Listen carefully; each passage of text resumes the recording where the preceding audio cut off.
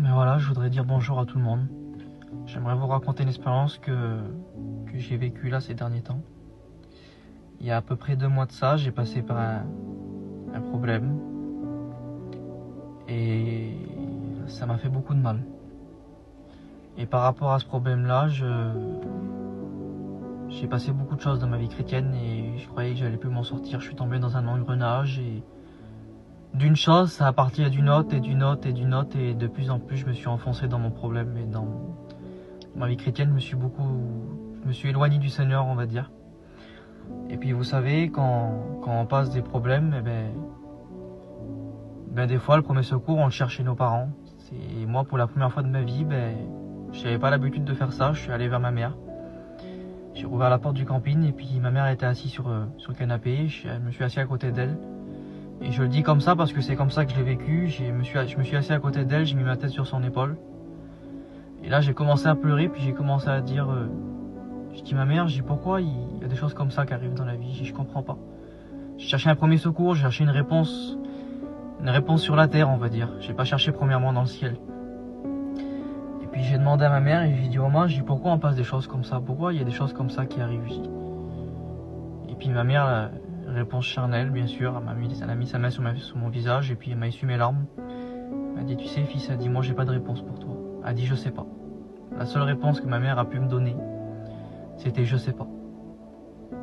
Et là, bien sûr, après, on se pose des pourquoi et des comment. Quel est le motif? Pourquoi moi? Pourquoi je vis ça? Qu'est-ce qui s'est passé? Pourquoi d'un seul coup, ça fait boule de neige? Et puis de ces pourquoi et de ces comment, bien sûr, comme on a l'habitude de dire, les pourquoi et les comment, ils nous éloignent de Dieu. Et je me suis éloigné du Seigneur parce que des pourquoi et du comment, le diable il s'en est servi. Et là j'ai nourri mes pensées, puis je me suis dit Seigneur, si c'est toi qui es aux commandes de tout, Jésus. Je dis Seigneur, c'est toi qui es aux commandes de tout, c'est toi qui dirige tout. Et j'ai dit, dans moi-même, je me suis dit Seigneur, si le diable il a voulu me détruire, s'il y a cette chose-là qui est arrivée dans ma vie, c'est parce que toi, Seigneur, tu lui as permis qu'il fasse. Parce que sans ton ordre à toi, lui, il peut rien faire. C'est toi qui es au-dessus de tout. J'ai dit alors, Seigneur, pourquoi tu veux me faire souffrir? Et de là, j'ai commencé à avoir une colère sur le Seigneur.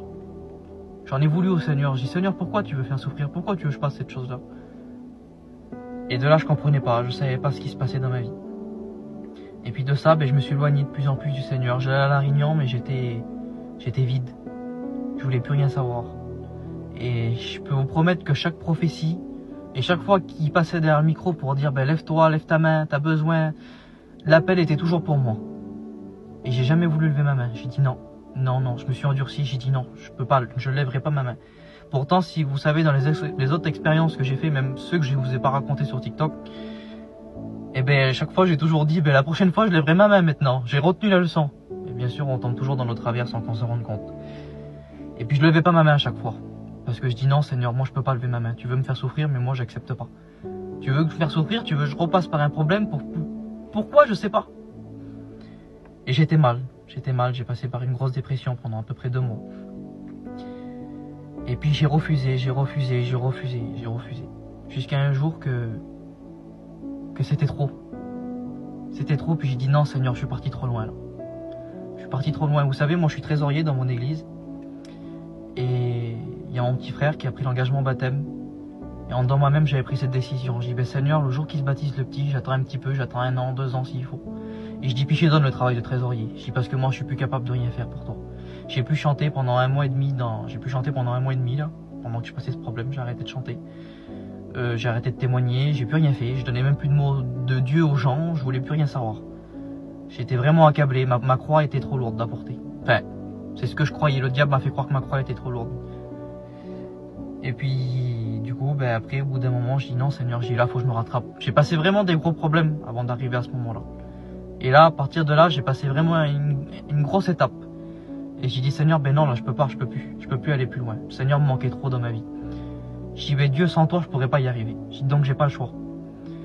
Et je me suis dit, Seigneur, tous les appels qu'il y a eu, chaque réunion, Dieu m'est témoin, chaque réunion, il y avait toujours un appel pour moi. J'ai dit, non, je me lève pas. Et là, je vais à la réunion, puis je dis, Seigneur, maintenant, faut que je me rattrape, j'ai pas le choix. J'ai dit, mais maintenant, c'est trop tard pour moi. J'ai dit ça au Seigneur, j'ai dit maintenant c'est trop tard, les appels, tout ça, il n'y en aura plus. Il faut que je me relève de moi-même, Seigneur. Tu as voulu m'aider et j'ai pas voulu, maintenant il faut que ça soit de moi-même. Alors je me suis assis tout devant, au premier rang. J'ai dit Seigneur, maintenant il faut que je reprenne le cours de ma vie. Mais en dedans moi-même j'étais attristé, j'ai dit Seigneur c'est trop tard, j'ai passé à côté. Et là, l'homme il m'appelle pour chanter. Et qu'est-ce que je fais? Ben je me lève, je vais et puis je chante. Et le cantique que j'ai appris, ça faisait 2 jours que je l'apprenais. C'est vraiment un cantique difficile, vous l'avez tous écouté à mon avis. C'est le cantique trop tard, la grâce est passée pour moi. Et ce cantique-là, quand je l'ai chanté, je l'ai vécu. Parce que je me suis dit, Seigneur, c'est trop tard pour moi maintenant. La grâce, elle est passée. Et quand j'ai chanté ce cantique, l'homme, il a prêché. Et quand il a prêché, encore un appel pour moi. La prédication était tout pour moi. J'ai dit, Seigneur, c'est pas possible. Seigneur, encore une fois, tu m'appelles. Seigneur, t'es encore là. J'ai pas besoin de me lever moi-même. C'est toi, t'es là, t'es avec moi. Je vous le dis, j'ai une joie dans mon cœur de l'expliquer, cette chose-là. Et puis, il fait l'appel. Je me lève pas. Impossible. Impossible, ancré sur cette chaise, impossible. Un combat, il se passe, je peux pas. Le pasteur, il dit, bon, ben tant pis, c'est dommage. Enfin, bref. Il s'assoit. Un autre pasteur, il se lève, il fait l'appel. Des gens se lèvent. Je dis, non, Seigneur, je peux pas. Et là, tout de suite, le Seigneur, il me parle, ça me fait bam dans mon cœur. Comme ça, je vous dis, comme ça. Dans mon cœur, ça résonne. Et ça me dit, tu as un cœur rempli d'orgueil.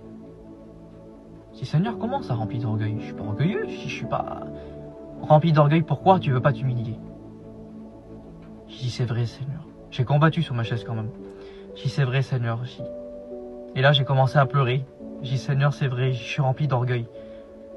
Et je croyais que l'appel était fini, puis la dernière personne se lève, il fait prier pour lui. Puis là directement que les pasteurs étaient partis pour s'asseoir, parce que c'était fini, je me suis levé.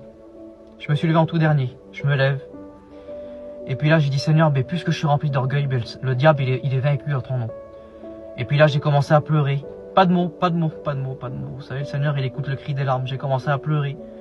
Et là, les pasteurs, ils ont prié pour moi. Et là, un troisième pasteur, il est venu, il a mis sa main sur mon cœur. Il a dit, maintenant, tu parles en langue. Et je vous promets qu'à la seconde, j'ai été renouvelé du Saint-Esprit. J'ai tout déposé au pied de la croix. Mais c'était tellement dur, tellement lourd, que j'étais obligé de tomber. Je suis tombé dans les bras des pasteurs. Comme je vous dis là, j'ai été renouvelé par contre. Je peux pas vous expliquer comment. Parce que j'ai tout déposé au pied de la croix. Mais je suis tombé dans les bras des pasteurs. C'est eux qui me tenaient, en même temps ils priaient pour moi. Et de là, le Seigneur m'a fortifié. Bon, j'ai eu des hauts, j'ai eu des bas, mais le Seigneur a continué de m'encourager. Là encore, il n'y a pas longtemps, je dis Seigneur, je dis pourquoi? Je dis j'aime ceux qui me persécutent. Je dis Seigneur, c'est normal, on est des chrétiens. Je dis mais pourquoi j'ai pas ce truc d'humain, d'en vouloir? Pourquoi j'ai pas cette haine? J'ai une colère, des colères, on est humains, on est tous humains, on est tous pareils. J'ai eu des colères, j'ai eu des moments où j'ai mal parlé. J'ai eu des moments où vraiment je m'en veux. J'ai demandé pardon au Seigneur, j'ai demandé pardon aux gens. J'ai dit Seigneur, j'ai fait vraiment du mal. Mais ça dure un instant. J'ai dit ça dure 1 heure, 2 heures. J'ai dit mais ça dure pas. J'ai dit Seigneur, pourquoi j'ai pas ce truc d'humain? J'ai dit pourtant moi aussi on m'a fait du mal, moi aussi on m'a persécuté. J'ai dit pourquoi j'aime toujours? Pourquoi Seigneur j'arrive pas à en vouloir? Et le Seigneur m'a répondu. Il m'a répondu là, il y a à peu près 1 semaine, 3-4 jours. Il m'a dit, cet amour que tu donnes et ce cœur que tu as, c'est moi qui aime à travers toi. Et là, il m'a fait voir l'image, il m'a fait voir quand il portait la croix. Les gens qui le bafouaient, qui lui arrachaient la barbe, qui lui crachaient au visage. Eh ben lui, il aurait été capable à ce moment-là. Et puis ça se peut qu'il l'a fait, je sais pas. Eh ben de les prendre dans les bras et de leur dire qu'il les aimait. Dans tous les cas, il l'a fait parce qu'il a été crucifié pour nous. Donc ces gens-là qui l'ont bafoué, qui ont craché au visage et qui le font encore aujourd'hui, il y a beaucoup de gens qui blasphèment le nom du Seigneur. Mais malgré tout, il les aime et il les sauve. Et il les rachète. Je suis pas Jésus, mais le Seigneur me fait voir qu'à travers moi, il aime. Et c'est lui qui aime à travers moi et qu'il vit en moi. Ça va faire bientôt 3 ans que je suis baptisé, ça fait 2 ans et demi. Je suis trésorier, le Seigneur m'a établi dans mon église, je chante pour Dieu, je témoigne, je vais dans les pays étrangers. Et ben le Seigneur même encore aujourd'hui me fait voir que il vit à travers moi. Des fois on doute, des fois on se rend pas compte, des fois c'est bien de se faire une analyse de nous-mêmes. Et puis on se rend compte et puis on dit Seigneur, tu es vraiment vivant et tu vis vraiment à travers moi. Et je remercie le Seigneur, j'espère que cette expérience va vous fortifier.